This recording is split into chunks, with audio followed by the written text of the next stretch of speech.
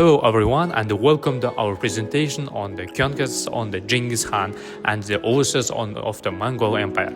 Today we will explore one of the history's most extraordinary military campaigns and the far of the legacy one of the greatest conquerors in the world history. Our journey begins with Genghis Khan himself, born Temujin around 1162 on the Mongolian steppe. After a turbulent childhood marked by tribal reverence and hardship, Temujin united the scarred Mongol tribes through a combination of steadfast determination, innovative military tactics, and unyielding vision for a united people. Once he was proclaimed Genghis Khan, meaning universal ruler, in 1200 he set out to transform the Mongols from nomadic warriors into creators of the West Empire.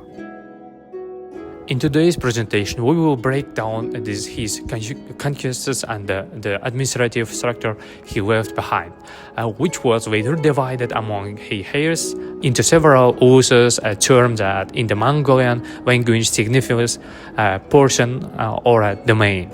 Let's dive into how Genghis Khan's early life and vision laid the foundations for the one of the most dynamic empires in the world history. Following his unification of the Mongol tribes, Genghis Khan embarked on a series of military campaigns that would rapidly expand his territory. His rise to power was remarkable for several reasons. Before Genghis Khan, the Mongolian plateau was fractured with constant warfare among tribes. By establishing a meritocratic system that valued loyalty and skill over noble birth, he united these diverse groups into a single formidable force. Genghis Khan revolutionized the art of warfare. His armies were highly mobile and skilled on horseback riding, archery, and guerrilla tactics. These qualities allowed his forces to strike quickly and decisively, often overwhelming larger, more established armies.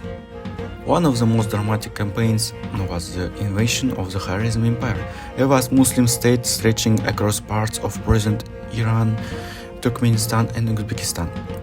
When diplomatic relations soured after the execution of his trade emissaries, Genghis Khan mobilized his forces with precision, ultimately toppling a well-entrenched empire through superior strategy and relentless pressure.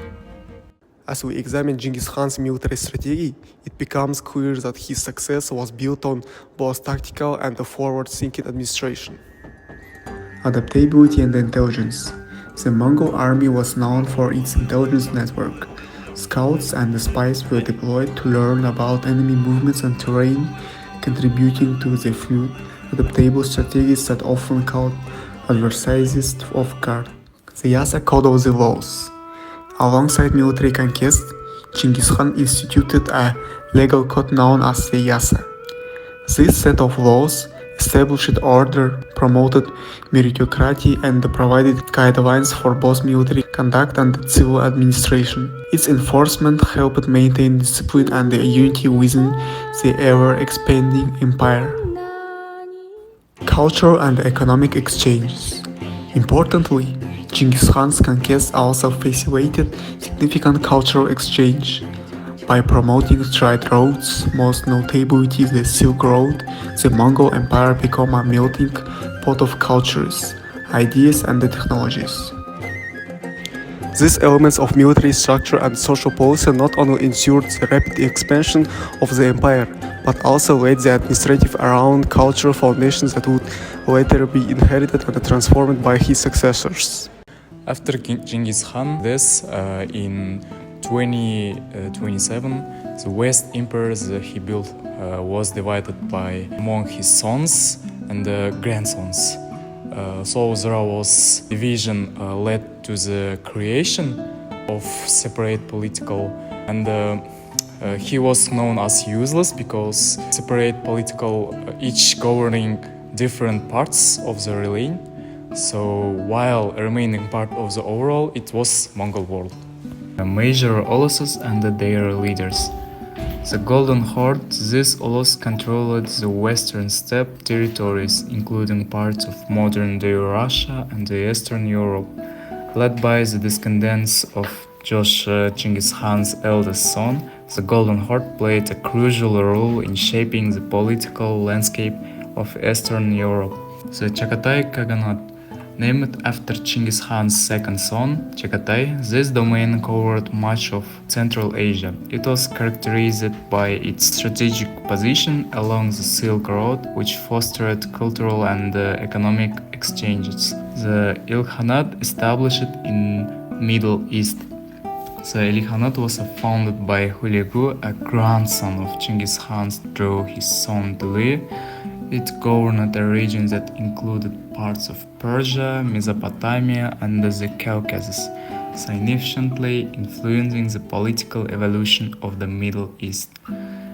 The Yuan dynasty in East Asia. The Yuan dynasty emerged under the leadership of Kublai Khan, another grandson of Genghis Khan. Kublai's rule not only secured the Mongol Empire's dominance in China, but also contributed to the Sinicization of the empire, blending Mongol and the Chinese traditions. Global impact. Genghis Khan's conquest changed history by opening up trade and cultural exchange between the East and the West. The Mongol empires were always and support for trade helped reef trade routes and connected different civilizations.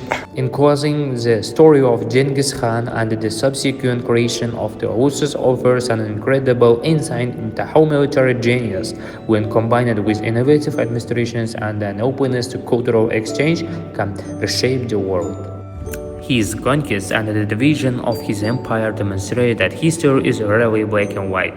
They serve as a reminder that even the most formidable forces in history are accompanied by legacies that continue to influence the political, cultural, and economic landscapes of our modern world. Thank you for joining us on this journey through the conquests of Genghis Khan and the enduring structure of the Mongol Empire. We hope that this presentation has provided you with a deeper understanding of history's most transformative empires.